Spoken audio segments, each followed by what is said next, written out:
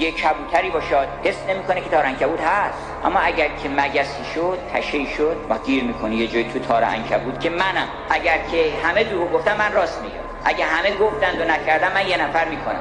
اون لحظه که سیل آمد میفهمی قدر کشتی رو. اگر سوار کشتی او شدی نجات پیدا میکنی از طوفان این عالم. این طوفان همه رو میبلعه.